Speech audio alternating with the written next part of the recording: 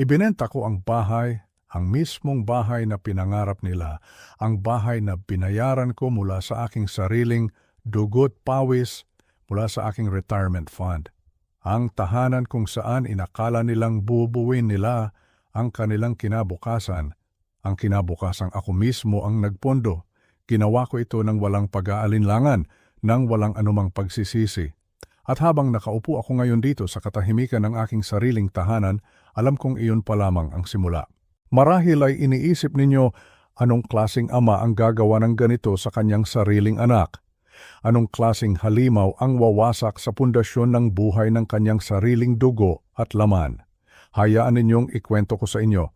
Hayaan ninyong ibahagi ko ang dahilan kung bakit ang isang mapagmahal na ama ay napilitang gumawa ng isang bagay na sukdulan. Lahat ng ito ay nagsimula sa isang pangarap. Ang pangarap kong makasama ang aking kaisa-isang anak sa isang biyahe na matagal ko nang pinlano. Isang biyahe papuntang Italia. Ang lahat ay nakahanda na. Ang aking mga maleta ay nasa tabi na ng pintuan. Halos sumasabog sa mga damit na maingat kong pinili. Sa loob ng aking silid, nakapatong sa aking kama ang aking paboritong polo shirt. Habang hinahaplos ko ang malambot nitong tela, naiisip ko na ang aking sarili na suot ito habang kumakain kami sa isang maliit na restaurant malapit sa Vatican, isang lugar na sinabi sa akin ng aking anak na si Isabel na natuklasan niya online. Ang aming mga plane ticket papuntang Roma ay nasa ibabaw ng aking mesa katabi ng aking pasaporte. 4 na oras na lang at lilipad na kami. Ang dibdib ko ay puno ng isang pamilyar na kaba at pananabik, isang pakiramdam na laging dumarating bago ang isang malaking paglalakbay. Isang pakiramdam ng isang ama na nasasabik na gumawa ng mga bagong alaala kasama ang kanyang anak. Para sa akin, ang biyaheng ito ay higit pa sa isang bakasyon. Ito ay isang pagkakataon. Isang pagkakataon na muling makasama ang aking anak na tila unti-unti nang lumalayo sa akin mula nang ikasal siya kay Marco. At sa gitna ng aking pagmumuni-muni, nag-vibrate ang aking telepono. Isang mensahe. Nakita ko ang pangalan ni Isabel na umiilaw sa screen. Ngumiti ako. Pinitawan ko ang damit na hawak ko at kinuha ang telepono. Iniisip na baka tumatawag siya para sa mga huling paalala. Baka may nakalimutan siyang ipabili o baka gusto lang niyang siguraduhin na handa na ang kanyang matandang ama. Ngunit ang nabasa ko, ang mga salitang nabasa ko sa maliit na screen na iyon ay tila nagpatigas ng dugo sa aking mga ugat at nagpabagal sa tibok ng aking puso. Pa, hindi ka na pala makakasama sa amin sa Italia. Paulit-ulit kong binasa ang mga salita. Baka nagkamali lang ako ng basa. Baka may naunang mensahe na hindi ko nakita. Ngunit wala. Malinaw na malinaw. At pagkatapos ay dumating ang kasunod na pangungusap, ang mga salitang tuluyang gumuho sa aking mundo. Nagpasya si Marco na ito ay para lang sa pamilya, para lang sa pamilya. Ang mga salitang iyon, para silang mga pako na dahan-dahang ibinaon sa aking puso. Paulit-ulit itong umalingaw-ngaw sa aking isipan. Pamilya, isang salita, pamilya. Ngunit ako ang kanyang ama, ako ang nag-iisang magulang na nagpalaki sa kanya. Ako ang nagtrabaho araw at gabi para mapag-aral siya. Ako ang umiyak sa kanyang kasal. Ako ang nagbigay ng down payment na nagkakahalaga ng 5 milyong piso para sa bahay na tinitirhan nila ngayon, ang bahay na inakala nilang kanila na. Paanong hindi ako naging pamilya? Ang aking mga kamay ay nagsimulang manginig, ang aking paningin ay nagsimulang lumabo. Ang buong silid ay tila umikot. Ako na nagplano ng buong biyaheng ito. Ako naggumugol ng hindi mabilang na oras sa pagsasaliksik ng mga hotel at restaurant. Ako na bumili ng lahat ng tiket gamit ang sarili kong pera. Bigla na lang, hindi na ako kasama sa pamilya dahil nagpasya ang kanyang asawa. Sa sandaling iyon, isang masakit na katotohanan ang tumampal sa akin. Hindi ako isang ama sa kanilang paningin. Hindi ako isang lolo sa kanilang mga magiging anak. Ako ay isang bangko, isang bukas na pitaka, Isang taong magagamit kapag may kailangan at itatabi kapag hindi na kapakipakinabang. Sila ay walang utang na loob, walang paggalang. Para sa kanila, ang isang matanda na tulad ko ay isang abala lamang. Isang hadlang sa kanilang perpektong bakasyon. Isang patak ng luha ang pumatak sa screen ng aking telepono. Agad ko itong pinunasan, hindi ako iiyak, hindi para sa kanila. Nag-type ako ng isang salita. Isang salita lang ang kaya kong ibigay. Sige. Pagkatapos kong ipadala ito, ibinaba ko ang telepono.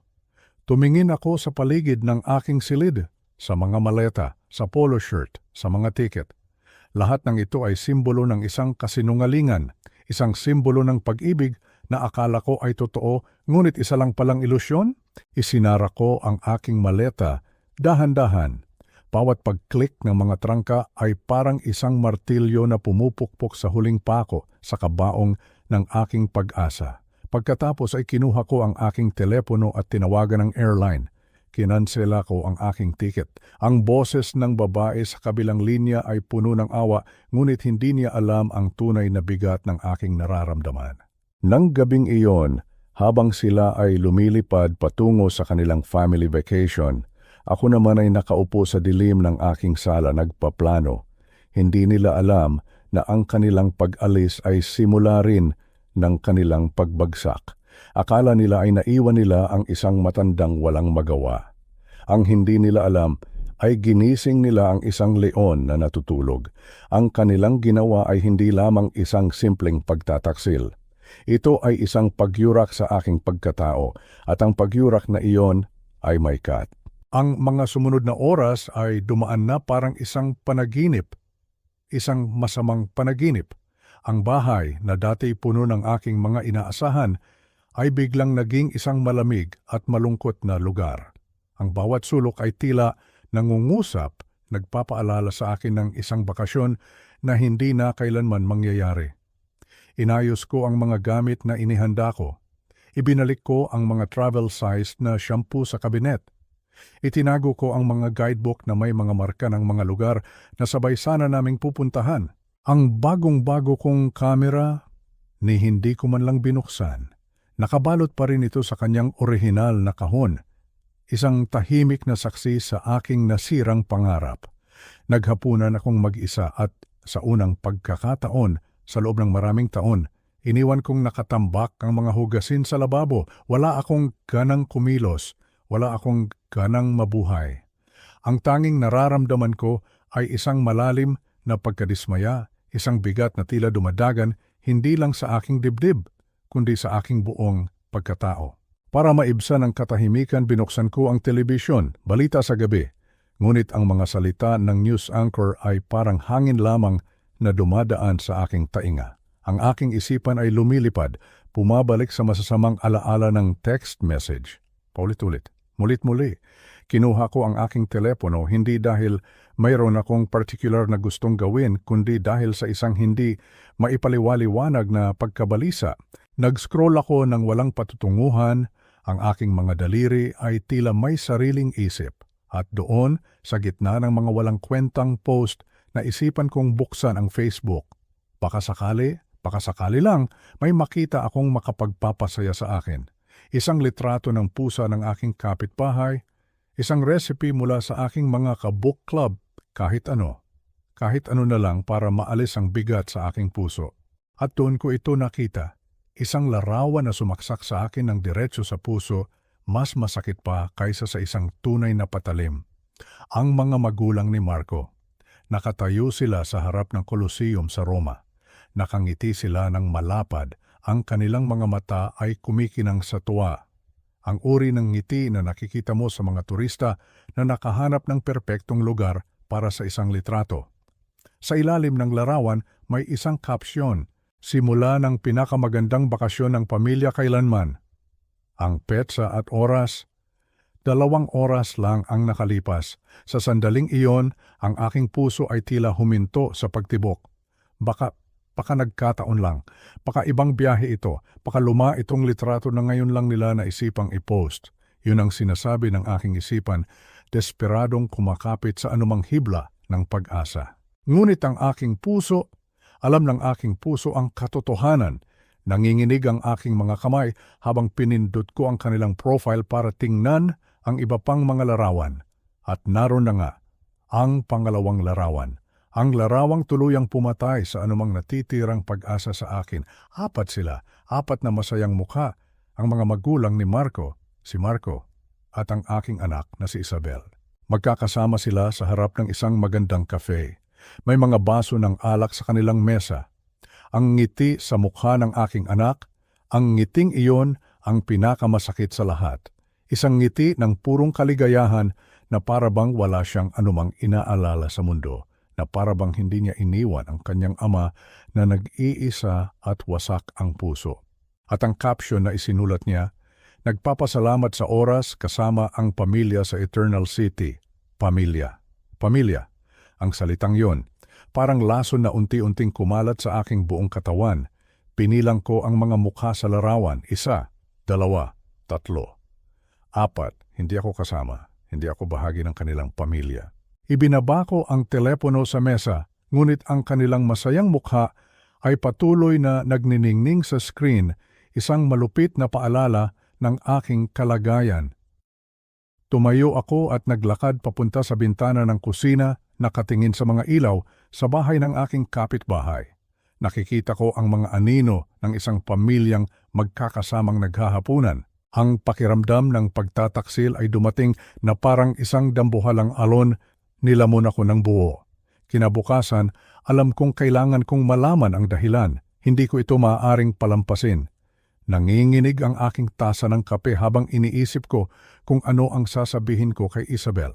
Dahil sa pagkakaiba ng oras, hapon na sa Roma. Perpekto.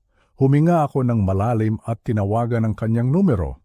Pagkatapos ng ilang ring, narinig ko ang kanyang masayang boses. "Hello pa," sabi niya, ang kanyang tono ay puno ng kasiglahan na parabang walang anumang nangyari.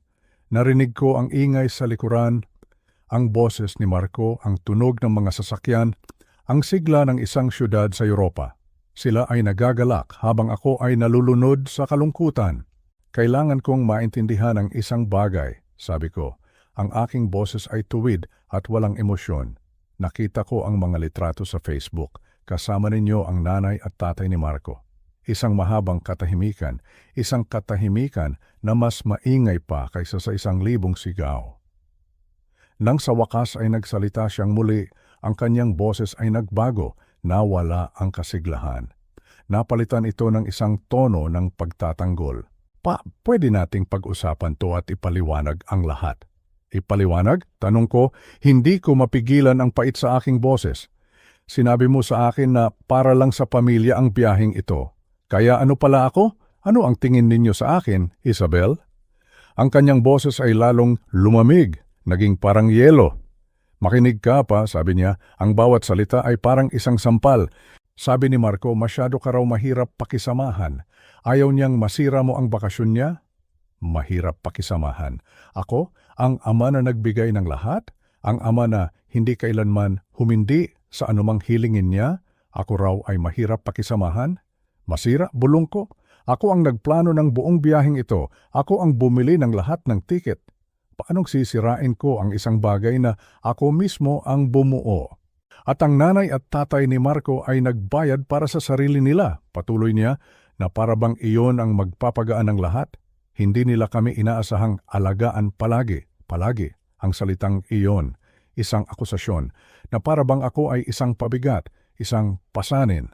Tinulungan din kita palagi, Isabel, mula pagkabata mo hanggang na ngayon. Iyon ay isang bagay na pinili mong gawin. Mabilis niyang sagot, ang kanyang mga salita ay matalas at walang anumang bahid ng pasasalamat. Hindi namin kailanman hiniling sa iyo na ipamukha mo sa amin na may utang na loob kami. Walang utang na loob. Iyon ang salitang hinahanap ko. Ang sakit ay napalitan ng isang malamig na galit. Sa likuran, narinig ko ang tawa ni Marco, malakas at maligaya. Walang kamalay-malay sa sakit na idinudulot nila sa akin. Ang kanyang tawa, iyon ang nagtulak sa akin sa bingit. Sa totoo lang pa, nagpatuloy si Isabel, ang kanyang boses ay matigas na parang bato. Tama si Marco tungkol dito. Masyado kang nangangailangan ng atensyon at iyon na ang huling salita, ang huling patak na nagpaapaw sa baso. Naiintindihan ko na ngayon, sabi ko, ang aking boses ay mahinahon na ngayon, isang nakakatakot na kahinahunan. At bago pa man siya makasagot, ibinaba ko na ang tawag. Pagkatapos ng tawag na iyon, ang telepono sa aking kamay ay tila bumigat ng 100 beses. Dahan-dahan ko itong ibinaba sa mesa na parang isang babasaging bagay na anumang oras ay maaaring mabasag. Ang mga huling salita ni Isabel, "Masyado kang nangangailangan ng atensyon, Heard," ay paulit-ulit na tumatakbo sa aking isipan na parang isang sirang plaka. Isang kantang puno ng lason at paninisi. Sa loob ng ilang sandali, nakaupo lang ako roon, nakatitig sa kawalan. Ang katahimikan sa aking bahay ay nakakabingi, ngunit mas maingay pa ang sigaw sa loob ng aking puso. Hindi ko namalayan, ang aking mga paa ay kusa na akong dinala papunta sa aking maliit na opisina. Ang lugar na iyon ang aking santuwaryo. Ang bawat pader ay puno ng mga litrato. Mga litratong naglalaman ng isang buhay na akala ko ay totoo. Isang buhay na puno ng pagmamahal. Ngunit ngayon, habang tinitingnan ko ang mga ito, ang bawat ngiti sa larawan ay parang isang pangungutya. Huminto ako sa harap ng isang larawan. Ako at si Isabel, noong siya ay 5 taong gulang pa lamang, nakaupo siya sa kanyang bagong bisikleta. Ang kanyang mga kamay ay mahigpit na nakakapit sa manibela. Nakatayo ako sa likuran niya, ang aking mga kamay ay nakahawak sa upuan, handang itulak siya. Handang saluhin siya kung sakaling siya ay matumba. Naaalala ko pa ang araw na iyon, ang kanyang tawa, ang kanyang takot, ang kanyang tuwa nang sa wakas ay natuto siyang magbalanse. Sa araw na iyon, naramdaman ko na ako ang pinakamalakas na tao sa buong mundo, isang ama na kayang ibigay ang lahat para sa kanyang anak. Ang aking tingin ay napunta sa isa pang larawan, ang araw ng kanyang pagtatapos sa kolehiyo. Nakasuot siya ng toga, ang kanyang diploma ay mahigpit na hawak. Nakatayo ako sa tabi niya, ang aking braso ay nakaakbay sa kanya, ang aking mukha ay puno ng pagmamalaki. Ako ang nagbayad para sa kanyang edukasyon, ako ang nagtrabaho ng doble para lang masigurado na makakatapos siya sa isang magandang universidad. At nang hindi makahanap ng trabaho si Marco pagkatapos ng kanilang pagtatapos, ako ang sumalo sa kanyang mga student loan. Hindi ako nagreklamo. Dahil para sa akin ang tagumpay niya ay tagumpay ko rin. At pagkatapos, ang larawan ng kanyang kasal. Ang araw na ihatid ko siya sa altar, naaalala ko pa ang pagpatak ng aking mga luha habang naglalakad kami. Luha ng kaligayahan dahil nakita kong masaya ang aking anak. Gumastos ako ng 2.5 milyong piso, 2,500,000 para sa araw na yon. Lahat ng ipon ko halos naubos. Ngunit para sa akin, sulit ang lahat, bawat sentimo. Dahil iyon ang araw na pinangarap niya. Ngayon habang tinitingnan ko ang mga larawang iyon, ibang kwento na ang kanilang isinasalaysay. Ang bawat isa ay isang paalala, isang ebidensya ng aking mga pagsasakripisyo. Pinuksan ko ang isang drawer sa aking mesa. Kinuha ko ang isang folder na puno ng mga resibo at bank statement. Mga dokumentong itinago ko dahil sa ugali, hindi dahil sa pagdududa. Ngunit ngayon, ang mga ito ay naging mga sandata laban sa aking sariling kahangalan. Naroon ang resibo para sa down payment ng kanilang bahay, 5,000,000 piso, 5,500 yuan files, galing sa aking retirement savings. Ang perang dapat sana ay para sa aking katandaan, para sa aking kapayapaan. Ibinigay ko ito sa kanila nang walang pag-aalinlangan. Naroon din ang mga resibo para sa mga hulog sa kanilang sasakyan na ako ang nagtuloy noong nawalan ng trabaho si Marco. Mga bayarin sa credit card na ako ang nagbayad kapag hindi na nila kaya. Ang vacation savings account na ako ang nagpuno, ang mismong perang ginamit para bilhin ang kanilang mga tiket papuntang Italia. Ngunit hindi lang ito tungkol sa pera, mas malalim pa roon ang aking mga isinakripisyo. Naalala ko ang biyahe namin ng aking mga kumpare para mangisda, isang biyahe na kinansel ako dahil kailangan ni Isabel na may mag-alaga sa kanyang mga aso. Naalala ko ang isang babae mula sa aming book club na nag-aya sa aking maghapunan. Tinanggihan ko siya dahil kailangan ni Isabel ng tulong sa paglipat sa kanilang bagong bahay. Ang aking sariling mga pangarap na maglakbay, paulit-ulit kong isinantabi para suportahan ang kanilang mga pangarap. Ang lahat ng ito ay bumalik sa akin na parang isang malaking alon. Ang mga hapunan tuwing linggo kung saan halos hindi ako tinitingnan ni Marco. Ang mga pagtitipon sa Pasko kung saan pakiramdam ko ay isa akong dayuhan sa kanilang sariling bahay. Ang mga banayad na paraan kung paano niya ipinaramdam sa akin na hindi ako welcome habang tinatanggap naman niya ang aking tulong pinansyal. Ang pattern ay napakalinaw na ngayon. Hindi ako makapaniwala na naging bulag ako sa loob ng napakatagal na panahon. Masyado kang nangangailangan ng atensyon. Ang mga salitang iyon.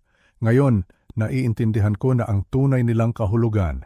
Hindi ako nangangailangan ng atensyon. Ang kailangan ko, ang hinahanap ko, ay pagmamahal, respeto, pagkilala. Mga bagay na hindi kayang bilhin ng pera. Dahan-dahan isa-isa itinataob ko ang mga litrato sa aking mesa, ang masayang mukha ni Isabel. Ang mapagkunwaring ngiti ni Marco, hindi ko na kayang tingnan ang mga ito dahil ngayon alam ko na, hindi nila ako gusto sa kanilang buhay, gusto nilang punduhan ko sila. At sa pagtatantong iyon, isang bagay sa loob ko ang nagbago. Ang sakit ay napalitan ng determinasyon. Ang kalungkutan ay napalitan ng isang malamig at matigas na galit. Tumayo ako ng mabilis, ang aking upuan ay tumama sa pader. Tumingin ako sa salamin. Ang nakita ko ay hindi isang matandang talunan. Ang nakita ko ay isang lalaking ginamit, isang lalaking pinagsamantalahan, isang lalaking napagkamalan ang pagiging mapagbigay sa pagiging minamahal. At ang lalaking iyon ay handa nang bawiin ang lahat. Sa gitna ng aking namumuong galit, habang nakatitig ako sa aking sariling refleksyon sa salamin, biglang tumunog ang aking telepono. Isang pamilyar na ping mula sa aking banking app. Halos hindi ko ito pinansin, ngunit isang bagay ang nagtulak sa akin na tingnan ito. Pinuksan ko ang app, isang bagong transaksyon, 52,000 piso. Ang kabalintunaan ay parang isang sampal. Inalis nila ako sa kanilang family vacation, ngunit walang kahihiyang ginagamit ang pera ko para sa kanilang mga mararangyang pagkain. Nag-scroll ako sa mga nakaraang transaksyon at ang aking galit ay lalong lumaki. Mga bayarin sa hotel, mga butik, mga tour, lahat ay nakakarga sa aking card. At habang tinitingnan ko ang mga ito, isa pang ping ang dumating. 7,500 piso, 7,500. Isang tindahan ng damit sa Roma. Namimili siya. Habang ako ay dito nagdurusa sa kanilang pagtataksil, siya ay masayang namimili gamit ang aking pera. Yun na ang huling patak. Pinuksan ko ang card management section ng app. Nakita ko ang pangalan ni Isabel nakasulat sa itim na letra. Isang simbolo ng maraming taon ng tiwalang binaliwala. Ang aking daliri ay nag-hover sa ibabaw ng Remove User button. Isang bahagi ng aking pagkatao, ang pagiging ama, ay nag-atubili. Ngunit ang bagong Ricardo, ang Ricardong ginising nila, ay hindi na nagdalawang isip. Pinindot ko ito, isang kumpirmasyon ang lumabas sa screen. Sigurado ka ba? Ang aksyon na ito ay hindi na mababawi. Pinili ko ang oo.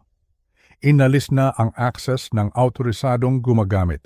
Sa sandaling iyon, naramdaman ko ang isang bagay na matagal ko nang hindi naramdaman. Kontrol, isang pakiramdam ng kapangyarihan sa aking sariling buhay. Sa unang pagkakataon, sa loob ng maraming araw, ngumiti ako. Kinaumagahan, habang umiinom ako ng kape, ang aking isipan ay mas kalmado na. Ngunit ang kapayapaang iyon ay hindi nagtagal. Tumunog ang aking telepono, isang international number. Alam ko na kung sino ito.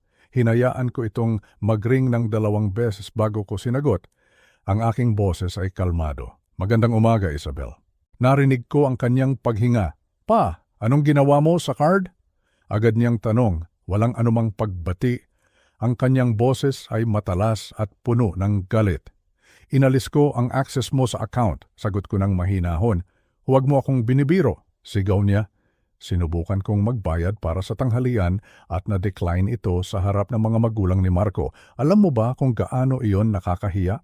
4 na beses pumalik ang waiter sa aming mesa. Nakakahiya. Siguradong nakakahiya nga iyan, sagot ko habang humihigop ng aking kape. Nakakahiya, nakakamatay sa hiya, hindi mo maaaring gawin iyan. Kailangan ko ang card na iyon? Para saan? Tanong ko. Akala ko ba ayaw mo nang inaalagaan kita palagi? Ibang usapan yon, anggil niya. Talaga ba? Narinig ko ang mga bulungan sa likuran, si Marco. Pagkatapos ng ilang sandali, bumalik si Isabel sa telepono. Ang kanyang boses ay puno na ngayon ng lason. Ayusin mo ito kaagad, sabi niya. Ang kanyang tono ay isang utos. Kung hindi, haharapin mo ang mga kahihinatnan. Anong kahihinatnan? Napag-usapan na namin ni Marco. Pagbalik namin, maghahanap kami ng mga home for the aged. Ang tasa ng kape sa aking kamay ay biglang tumigil sa ere. Ang aking dugo ay tila nanlamig. Home for the aged? Ulit ko, hindi makapaniwala sa aking narinig. Tumatanda ka na pa, sabi niya. Ang kanyang mga salita ay walang anumang bahid ng pagmamahal. Malinaw na hindi mo kayang pamahalaan ang iyong pera ng responsable. Ibenta namin ang bahay mo para mabayaran ang mga gastos. Hindi mo naman kailangan ng ganyang kalaking espasyo. Ang kalupitan sa kanyang mga salita ay nakakagulat. Isang kabastusan na hindi ko kailanman inakala na maririnig ko mula sa aking sariling anak. Narinig ko si Marco sa likuran niya nagdidikta, sabihin mo sa kanya para sa kapakanan niya iyon. Sabi ni Marco para raw ito sa kapakanan mo, ulit ni Isabel na parang isang loro. Umupo ako sa matagal na katahimikan, pinoproseso ang kanilang banta. Gusto nilang ilagay ako sa isang institusyon, gusto nilang ibenta ang bahay ko, ang bahay na pinaghirapan ko sa loob ng 28 taon. Dahil lang pinutol ko ang kanilang gastusin sa bakasyon. Ang kapal ng kanilang mukha ay hindi kapanipaniwala. Pa, nandyan ka ba? Tanong niya, naiinip. Ibalik mo ang access sa card ko.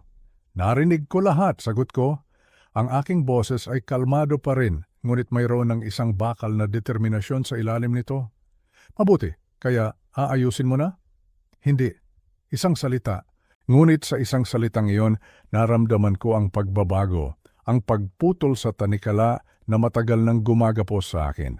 Anong ibig mong sabihin na hindi? Sigaw niya, ang kanyang boses ay puno ng pagkabigla at galit. Ang ibig kong sabihin hindi, mag-enjoy kayo sa inyong family vacation. Pa, huwag mo akong... Pinutol ko ang tawag at ibinaba ang telepono na kataob. Hindi na nanginginig ang aking mga kamay. Kumuha ako ng isang mahabang pag-inom ng kape, nakatingin sa aking magandang hardin sa labas ng pintana. Ang bahay na ito, ang bahay na gusto nilang kunin. Tumayo ako, iniwan ang aking hindi pa nauubos na kape at naglakad papunta sa aking opisina. Mayroon akong kailangang gawin at sa pagkakataong ito, hindi ito para sa kanila. Ito ay para sa akin. Sa loob ng aking opisina, ang bawat galaw ko ay may layunin. Ang takot at kalituhan na bumalot sa akin sa mga nakaraang araw ay napalitan na ng isang malinaw at matatag na determinasyon. Kinuha ko ang mga papeles ng bahay mula sa aking filing cabinet. Maingat kong inilatag ang mga ito sa aking mesa na parang isang general na nag-aral ng mapa ng digmaan. Ngunit hindi ang titulo ng aking sariling bahay ang aking tinitingnan. Ito ang pangalawang dokumento ng ari-arian, ang para sa bahay ni na Isabel at Marco sa Nara Avenue. At doon, nakasulat sa malinaw na itim na letra ang aking pangalan. Ang aking pangalan lamang, Ricardo Brennan. Hindi. Naalala ko ang pag-uusap namin, 3 taon na ang nakalipas, noong binili ko ang bahay para sa kanila. Para lang maaprubahan ang mortgage pa, sabi ni Isabel. Ang kanyang boses ay matamis at puno ng pangako.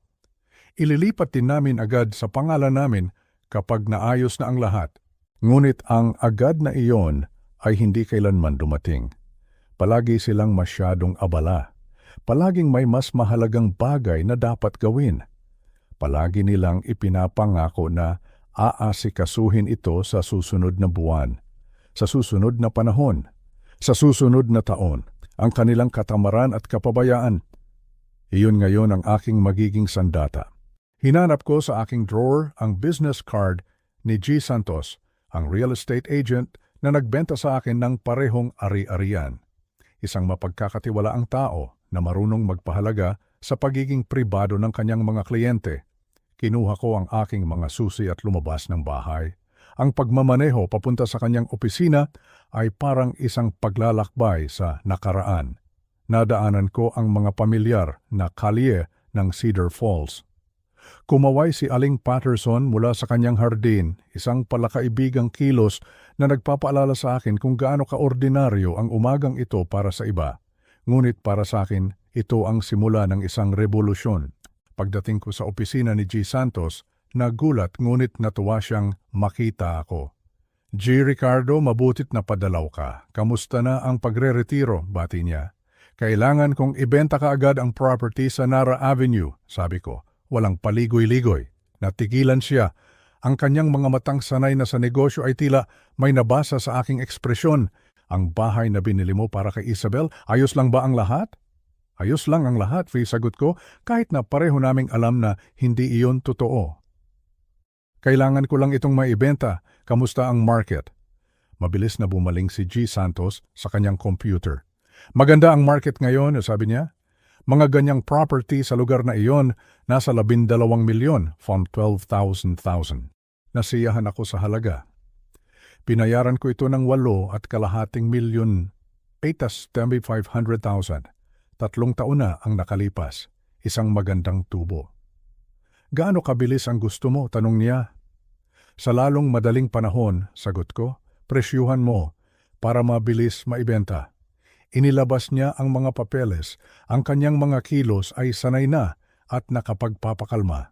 Pumirma ako sa kontrata, ang aking pirma ay matatag at pinal. Nang magkamay kami, pinasalamatan ko siya sa kanyang profesionalismo, sa hindi pagtatanong ng mga hindi kinakailangang bagay. Habang naglalakad ako pabalik sa aking sasakyan, naramdaman kong gumaan ang aking pakiramdam. Ngunit marami pa akong kailangang gawin. Pagka-uwi, binuksan ko ang aking laptop at naghanap ng mga serbisyong lipat bahay. Nilagpasan ko ang mga malalaking kumpanya. Hinanap ko ang isang bagay na mas personal at natagpuan ko ang serbisyo ni Mang Ben. Isang maliit na negosyo na pag-aari ng isang pamilya. Tinawagan ko ang numero. Mang Ben po. Isang magaspang, ngunit direktang boses ang sumagot. Walang script ng kumpanya. Kailangan ko po ng tulong sa paglipat ng gamit bukas, agad-agad. Anong oras po? Bukas ng umaga, kung maaari. Isang buong bahay po. Ibinigay ko ang address ni Isabel at ipinaliwanag na lahat ay kailangang ilagay sa isang storage. May storage na po ba kayo? Tanong niya. Napagtanto kong hindi ko pa iyon naayos. Pwede kong irekomenda ang Sigurado Storage sa Pine Street. Patuloy ni Mang Ben, suki ko sila. Sa loob ng ilang minuto, nasa isang three-way call na kami kasama si Iris mula sa Sigurado Storage. Para sa isang buong bahay, kailangan ninyo ng 10x20 na unit, payo ni Mang Ben. Ang unang buwan po ay 8,000 piso, sabi ni Iris. Kukunin ko, sabi ko. Pumalik kami sa pag-uusap ni Mang Ben. Nagkasundo kami sa mga detalye. Yung truck ko po at 2 tauhan. Pwede kaming magsimula ng 8:15 ng umaga. Ano po ulit ang address? Ibinigay kong muli ang address sa Nara Avenue at idinagdag. Yung mga nakatira po doon ay nagbabakasyon. Gusto ko sanang matapos ang lahat bago sila bumalik. Narinig ko ang pag-unawa sa boses ni Mang Ben. Nakuha ko. Problema sa pamilya, sabi niya. Tila sanay na siya sa mga ganitong sitwasyon. Huwag po kayong mag-alala, mabilis at magalang kaming magtatrabaho. Pagkatapos ng mga tawag, nagluto ako ng hapunan na may ganang hindi ko naramdaman sa loob ng maraming araw. Nagset ako ng alarm para sa 6:30 din ng umaga at inihanda ang aking mga lumang damit pantrabaho. Habang nagsisipilyo ako ng ngipin, nakita ko sa salamin ng isang taong halos hindi ko nakilala, isang taong handa ng kumilos. Isang taong hindi nahihingi ng pahintulot para kontrolin ang sarili niyang buhay. Ang lahat ay umaayon sa plano. At ang pakiramdam ay hindi ka paniwalang kasiya siya. Dumating ako sa property sa Nara Avenue ng 7:45 ng umaga, 15 minuto mas maaga, kaya ng aking nakasanayan. Ang bahay na dati kong kilalang-kilala, ang bahay na pinuno ko ng mga kasangkapan at pangarap para sa aking anak, ay tila iba na ngayon. Hindi na ito ang tahanan ng aking anak sa aking paningin. Isa na lamang itong ari-arian na kailangang lisanin. Ang truck ni Mang Ben ay naroon na. Ang makina nito ay umaandar at nagbubuga ng usok sa malamig na hangin ng umaga. Bumaba si Mang Ben mula sa truck nang makita niya akong paparating. Isang matipunong lalaki na nasa 50 anyos, may tindig ng isang taong sanay ng makipag-ugnayan sa iba't ibang uri ng drama sa pamilya ng walang anumang panghuhusga. Ang kanyang 2 tauhan, mga mas batang lalaki na nakasuot ng uniforme, ay abala na sa pagbaba ng mga kagamitan. G. Ricardo, pati ni Mang Ben, inilahad ang kanyang magaspang na palad. Handa na po ba tayong magsimula? Pinuksan ko ang pinto gamit ang aking reserbang susi. Ang katahimikan sa loob ng bahay ay tila angkop sa sitwasyon. Walang buhay, walang init. Nilibot namin ang bawat silid at sinusuri ni Mang Ben ang mga kasangkapan na parang isang eksperto. Aabutin po tayo ng 3, siguro 4 na oras dito dahil sa mga mabibigat na gamit, sabi niya habang nagsusulat sa kanyang clipboard. Itinuro ko sa kanya kung ano ang mga gamit ni na Isabel at Marco na ang ibig sabihin, lahat. Ang mamahaling sectional sofa na binili ko para sa kanila noong nakaraang Pasko. Ang magarbong home office setup ni Marco kumpleto sa mga gamit panggaming. Ang napakalaking aparador ni Isabel na sumasakop sa 2 walk-in closet. Sinimulan ng kanyang mga tauhan ang pag-iimpake sa mga silid tulugan. Binabalot ang bawat item ng may kasanayan at inilalagay sa mga kahon na may malinaw na marka. Hindi ko napigilan ang aking sarili. Iginiit kong tumulong sa kabila ng pag-aalala ni Mang Ben tungkol sa insurance. Hindi pa naman ako ganoon katanda, Ben, sabi ko, at nakita ko ang isang bahagyang ngiti mula sa isa sa mga mas batang tauhan. Hindi nagtagal, ako na mismo ang nagbubuhat ng mga kahon na may markang mga libro ni Isabel at gamit pang sports ni Marco. May kakaibang kasiyahan akong naramdaman habang pinapanood ko ang kanilang mga gamit na sistematikong inilalagay sa mga kahon, na parang isinasara na ang isang kabanata ng aking buhay. Sa kanilang silid tulugan, sa loob ng aparador, natagpuan ko ang mga photo album mula sa kanilang kasal. Dahil sa hindi maipaliwanag na dahilan, pinuksan ko ito. Habang tinitingnan ko ang mga pahina, isang masakit na katotohanan ang lumitaw. Halos wala ako sa mga larawan. Ang pamilya ni Marco, sila ang bida sa bawat kuha. Ang kanyang ina, ama, mga kapatid. Samantalang ako, ang ama ng nobya, ang nagbayad para sa lahat, ay marahil lumitaw lamang sa 2 o 3 larawan. At sa mga larawang yon, palagi akong nasa gilid. Isang anino lamang, isang extra sa sarili kong buhay. Ipinikit ko ang aking mga mata, isinara ang album, at ibinigay ito sa mga tauhan ni Mang Ben. Pakilagay na lang ito sa isang kahon, sabi ko. Ang aking boses ay walang emosyon. Silid bawat silid, nilimas namin ang bahay. Bawat item ay isang paalala ng aking kabutihan at ng kanilang pag-abuso. Mga mamahaling bag, mga bagong labas na electronics, ang leather na dining set na binili ko para sa kanilang unang anibersaryo. Ang aking likod ay nagsimula ng sumakit, ngunit hindi ako tumigil. Ang layunin na nagpapatakbo sa akin ay mas malakas kaysa sa anumang pisikal na sakit. Sa isang silid na dapat sana ay magiging nursery, natagpuan ko ang mga gamit ng sanggol na binili nila, umaasa sa isang apo na hindi kailanman dumating. Sa isang sandali, isang anino ng pag-aalinlangan ang dumaan sa aking isipan. Masyado ba akong malupit? Tama ba itong ginagawa ko? Theme. Para bang sinasagot ng tadhana ang aking tanong. Sa isang drawer sa ilalim ng kuna, natagpuan ko ang isang tumpok ng mga credit card bill ni Marco.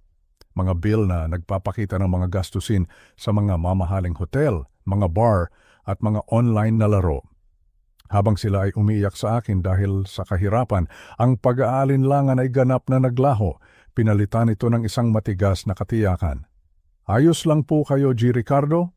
Tanong ni Mang Ben. Napansin marahil ang aking pagtigil. Oo, Ben, sagot ko. May naalala lang, ituloy na natin. Pagsapit ng 11:45 ng umaga, tapos na kami. Ang bahay ay walang laman. Ang tunog ng aming mga yapak ay umaling-awngaw sa mga hubad na sahig. Ang sikat ng araw sa hapon ay pumasok sa mga bintanang walang kurtina, nagbibigay liwanag sa alikabok na lumulutang sa hangin. Nilak ko ang pinto at itinago ang mga susi, sinundan ko ang truck papunta sa sigurado storage. Doon sa harap ng Unit 52C, pinanood kong mawala ang buong buhay nila sa loob ng isang malamig na bakal na pinto. Pinayaran ko si Mang Ben ng cash at nagdagdag ako ng malaking tip. Sana po maging maayos ang lahat para sa inyo, G. Ricardo, sabi niya, may tunay na pag-aalala sa kanyang boses. Habang nagmamaneho ako pauwi mag-isa, nakita kong kumislap ang aking telepono. Isang Facebook alert. Hindi ko ito pinansin. Ipinasok ko ang sasakyan sa garahe. Ang telepono ay patuloy na nag-buzz sa cup holder na parang isang panggulo na nagpapaalala sa akin na ang aking mapayapang umaga ay malapit ng maging mas komplikado. Dumating ako sa property sa Nara Avenue ng 7:45 ng umaga, 15 minuto mas maaga, kaya ng aking nakasanayan. Ang bahay na dati kong kilalang-kilala, ang bahay na pinuno ko ng mga kasangkapan at pangarap para sa aking anak, ay tila iba na ngayon. Hindi na ito ang tahanan ng aking anak sa aking paningin. Isa na lamang itong ari-arian na kailangang lisanin. Ang truck ni Mang Ben ay naroon na. Ang makina nito ay umaandar at nagbubuga ng usok sa malamig na hangin ng umaga. Bumaba si Mang Ben mula sa truck nang makita niya akong paparating.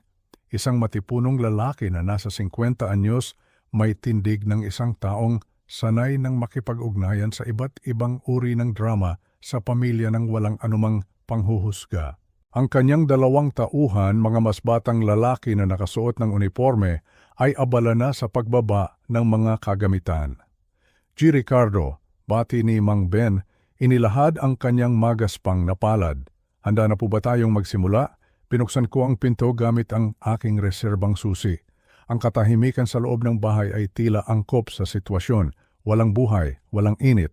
Nilibot namin ang bawat silid at sinusuri ni Mang Ben ang mga kasangkapan na parang isang eksperto. Aabutin po tayo ng 3, siguro 4 na oras dito dahil sa mga mabibigat na gamit, sabi niya habang nagsusulat sa kanyang clipboard. Itinuro ko sa kanya kung ano ang mga gamit ni na Isabel at Marco, na ang ibig sabihin, lahat. Ang mamahaling sectional sofa na binili ko para sa kanila noong nakaraang Pasko. Ang magarbong home office setup ni Marco, kumpleto sa mga gamit panggaming, ang napakalaking aparador ni Isabel na sumasakop sa 2 walk-in closet. Sinimulan ng kanyang mga tauhan ang pag-iimpake sa mga silid-tulugan, pinabalot ang bawat item ng may kasanayan at inilalagay sa mga kahon na may malinaw na marka. Hindi ko napigilan ang aking sarili, iginiit kong tumulong sa kabila ng pag-aalala ni Mang Ben tungkol sa insurance. Hindi pa naman ako ganoon katanda, Ben, sabi ko, at nakita ko ang isang bahagyang ngiti mula sa isa sa mga mas batang tauhan. Hindi nagtagal. Ako na mismo ang nagbubuhat ng mga kahon na may markang mga libro ni Isabel at gamit pang sports ni Marco. May kakaibang kasiyahan akong naramdaman habang pinapanood ko ang kanilang mga gamit na sistematikong inilalagay sa mga kahon na parang isinasara na ang isang kabanata ng aking buhay. Sa kanilang silid-tulugan, sa loob ng aparador, natagpuan ko ang mga photo album mula sa kanilang kasal. Dahil sa hindi maipaliwanag na dahilan, pinuksan ko ito. Habang tinitingnan ko ang mga pahina, isang masakit na katotohanan ang lumitaw. Halos wala ako sa mga larawan. Ang pamilya ni Marco, sila ang bida sa bawat kuha. Ang kanyang ina, ama, mga kapatid. Samantalang ako, ang ama ng nobya, ang nagbayad para sa lahat, ay marahil lumitaw lamang sa 2 o 3 larawan. At sa mga larawang iyon, palagi akong nasa gilid. Isang anino lamang, isang extra sa sarili kong buhay. Ipinikit ko ang aking mga mata, isinara ang album at ibinigay ito sa mga tauhan ni Mang Ben. Pakilagay na lang ito sa isang kahon, sabi ko, ang aking boses ay walang emosyon. Silid, bawat silid nilimas namin ang bahay, bawat item ay isang paalala ng aking kabutihan at ng kanilang pag-abuso, mga mamahaling bag, mga bagong labas na electronics, ang leather na dining set na binili ko para sa kanilang unang anibersaryo. Ang aking likod ay nagsimula ng sumakit, ngunit hindi ako tumigil. Ang layunin na nagpapatakbo sa akin ay mas malakas kaysa sa anumang pisikal na sakit. Sa isang silid na dapat sana ay magiging nursery, natagpuan ko ang mga gamit ng sanggol na binili nila, umaasa sa isang apo na hindi kailanman dumating. Sa isang sandali, isang anino ng pag-aalinlangan ang dumaan sa aking isipan. Masyado ba akong malupit? Tama ba itong ginagawa ko? Theme. Para bang sinasagot ng tadhana ang aking tanong. Sa isang drawer sa ilalim ng kuna, natagpuan ko ang isang tumpok ng mga credit card bill ni Marco. Mga bill na nagpapakita ng mga gastusin sa mga mamahaling hotel, mga bar at mga online na laro. Habang sila ay umiiyak sa akin dahil sa kahirapan, ang pag-aalinlangan ay ganap na naglaho. Pinalitan ito ng isang matigas na katiyakan. Ayos lang po kayo, G. Ricardo? Tanong ni Mang Ben. Napansin marahil ang aking pagtigil. Oo, Ben, sagot ko.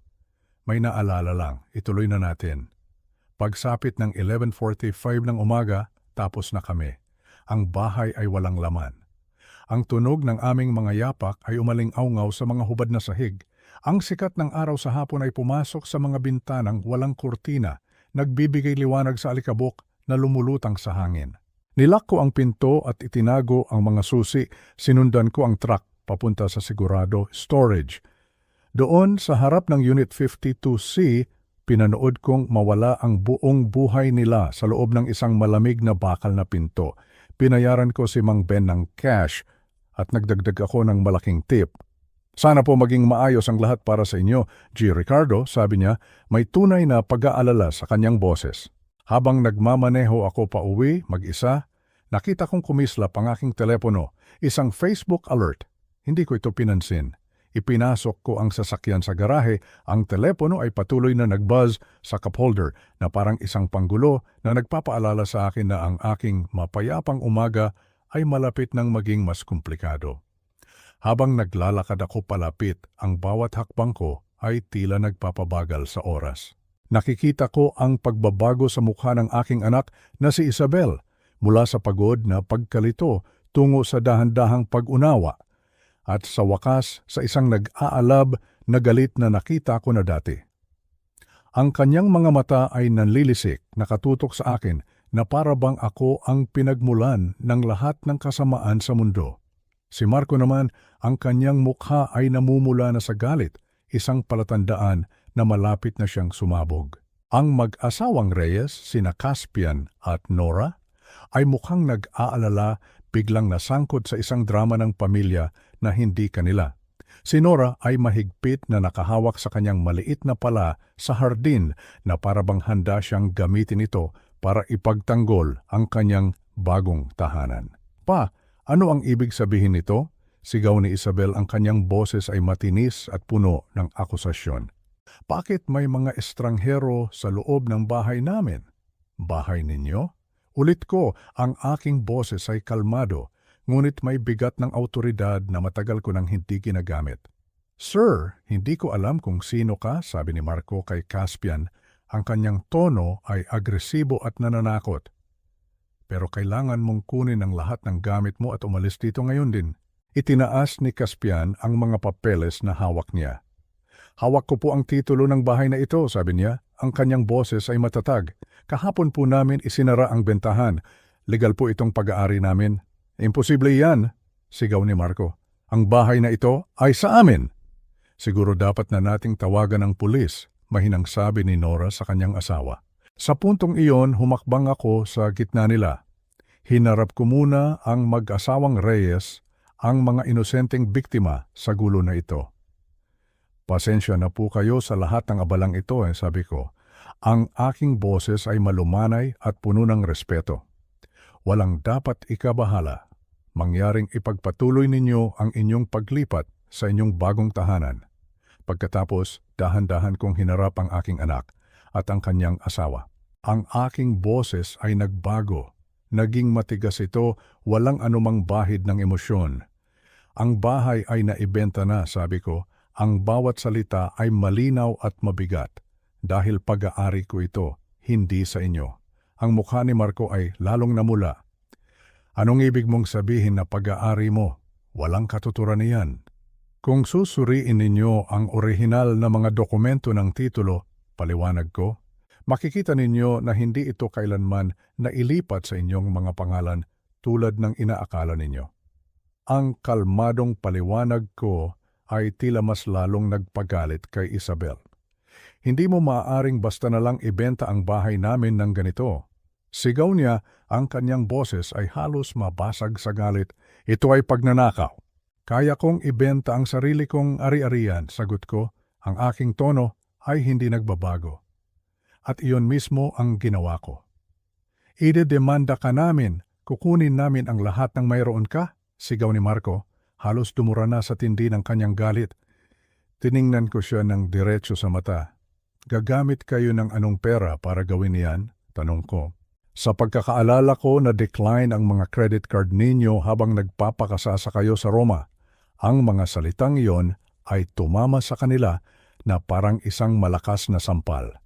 Nakita kong nagbulungan sina Caspian at Nora bago sila pumasok sa kanilang bagong tahanan, malayo sa gulo. Ang kanilang tahanan. Hindi na kina Isabel at Marco. Saan kami titira ngayon? Tanong ni Isabel. Ang kanyang boses ay basag na ngayon, puno ng desperasyon. Ang galit ay napalitan ng takot. Nasaan ang lahat ng gamit namin? Inabot ko ang sobre na kanina ko pahawak.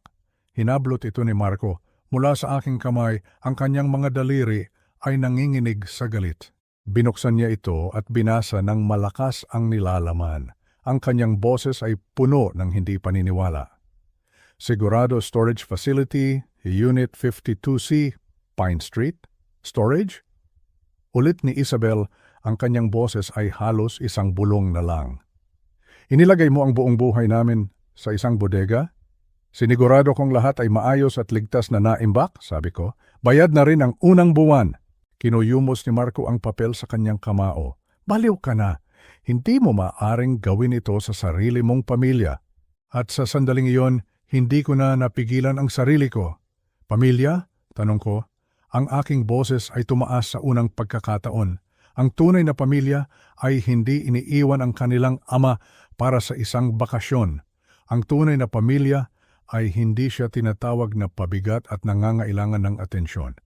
Ibang sitwasyon iyon at alam mo iyan, sagot ni Isabel. Talaga ba? Humakbang si Marco palapit sa akin, sinusubukang gamitin ang kanyang laki para takutin ako. Lalabanan namin ito sa korte. Sasagutin mo ang lahat ng ginawa mo. Ngunit hindi na ako ang dating taong madaling matakot. Ang bentahan ay legal, sabi ko, nang may katiyakan. Ang ari-arian ay sa akin mula pa sa simula. Wala kayong laban. Nakita ko ang pagbabago sa mukha ni Isabel. Ang galit at takot ay napalitan ng isang pamilyar na taktika, ang pagmamanipula, ang boses na ginagamit niya mula pagkabata kapag may gusto siyang makuha sa akin. Paano mo nagawang gawin ang isang bagay na ganito kalupit sa sarili mong anak? Tanong niya, ang kanyang mga mata ay nagsisimulang mamasa. Tinitigan ko siya ng matagal. Pinag-aralan ko ang kanyang mukha. Ang tanong, Isabel, sagot ko, ay paano mo nagawa ang ginawa mo sa sarili mong ama? Walang sagot. Bumalik si Nora mula sa loob ng bahay, ang kanyang mukha ay puno ng pag-aalala. Ayos lang po ba ang lahat dito? Ayos na ang lahat, tiniyak ko sa kanya ng isang ngiti. Sana ay magustuhan ninyo ng iyong asawa ang inyong magandang bagong tahanan. Naiwan sina Isabel at Marco na nakatayo sa bangketa. Hawak pa rin ang kanilang mga mamahaling maleta mula sa Italia. Mukha silang mga turistang naligaw. Naglakad ako pabalik sa aking sasakyan. Ang bawat hakbang ay may bigat at layunin. Hindi pa tapos ito, matanda. Sigaw ni Marco sa aking likuran. Sumakay ako sa aking sasakyan, pinaandar ang makina. At sa himig ng musikang klasikal, sumagot ako sa aking sarili, tapos na, 3 buwan ang lumipas.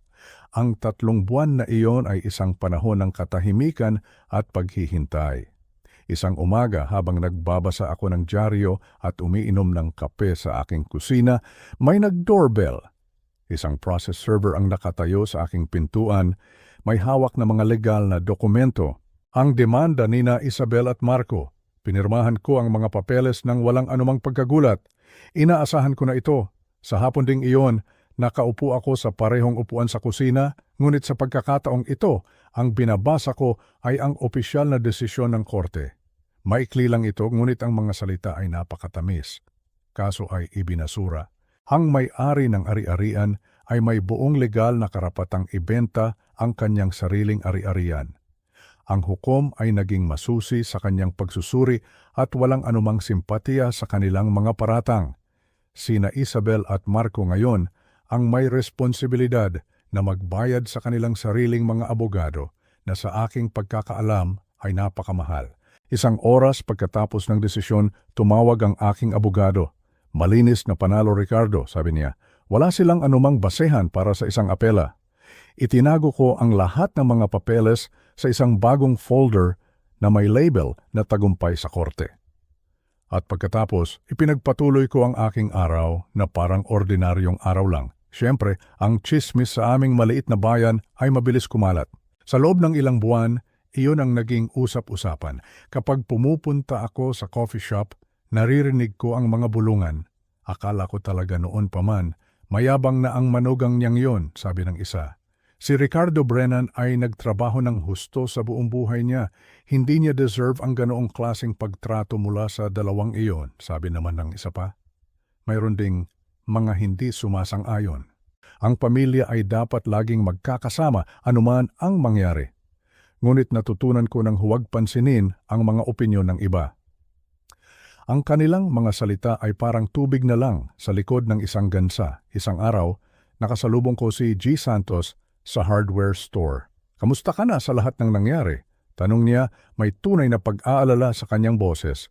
Ngumiti ako, isang tunay na ngiti. Mas mabuti pa kaysa sa inaasahan ko, Kai. Mas mabuti pa. At totoo iyon.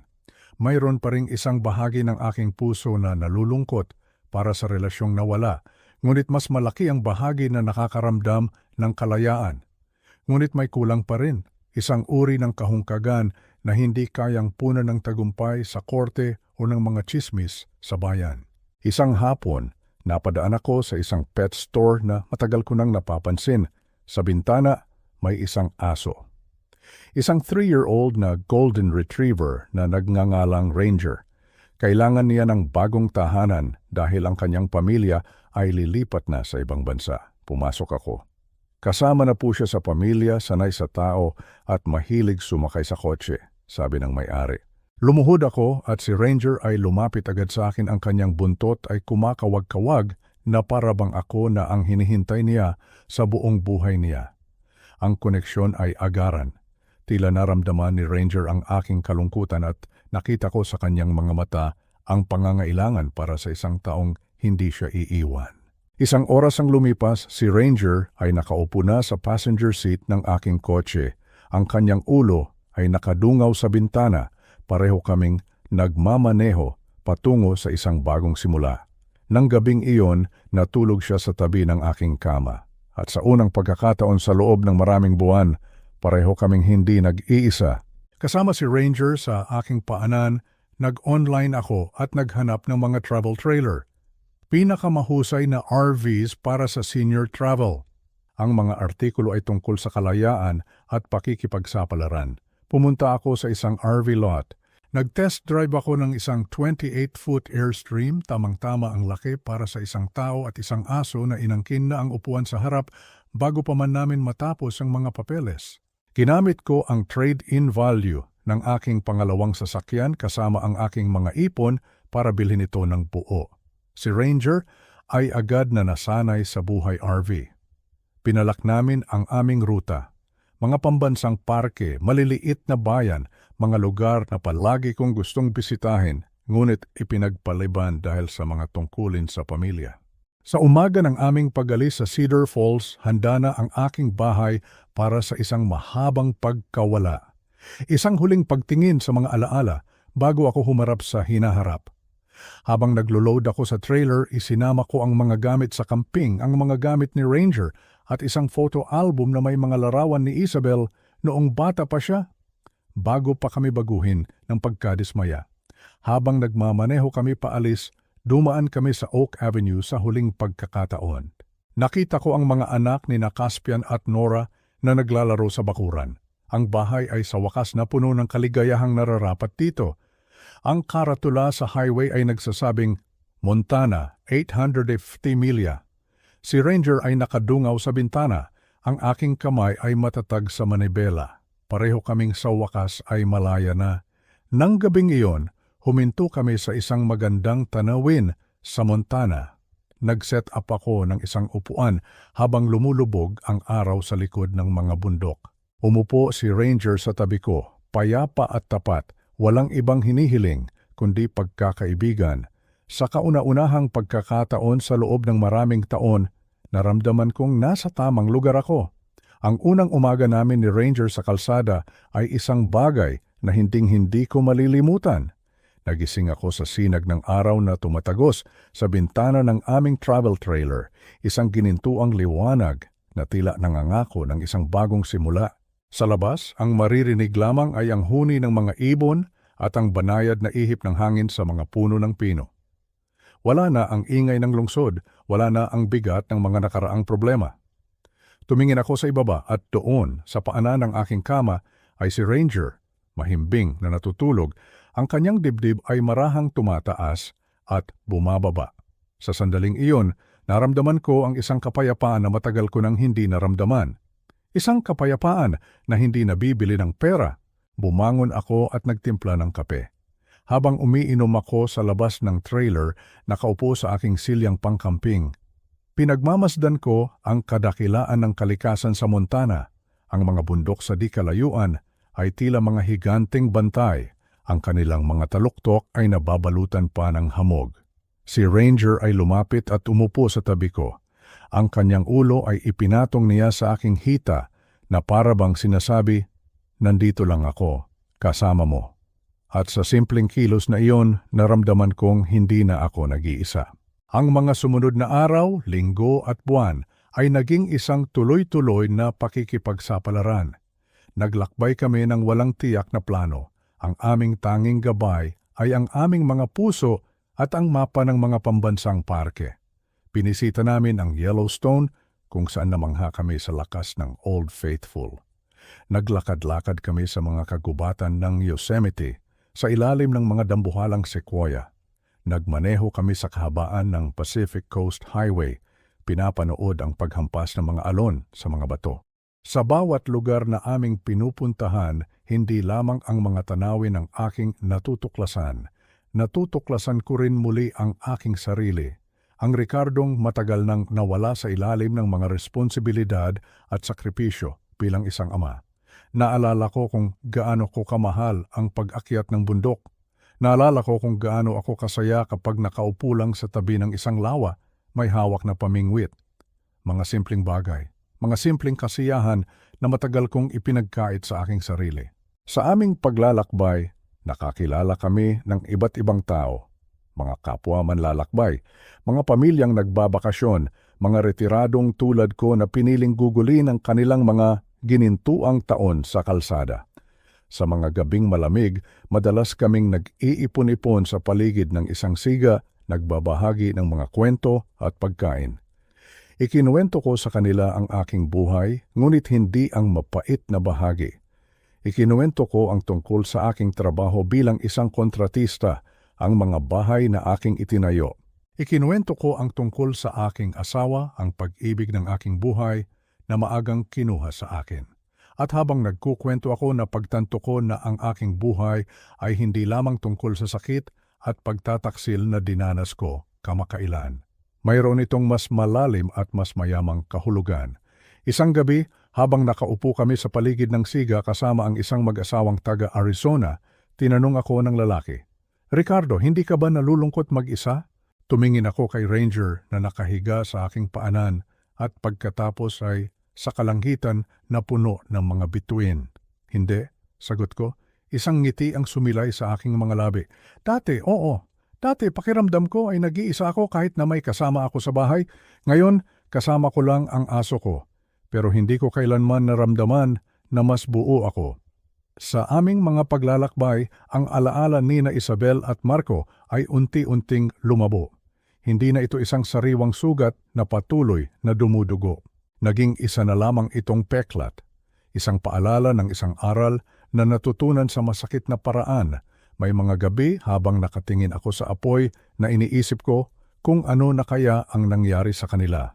Nasaan na kaya sila ngayon?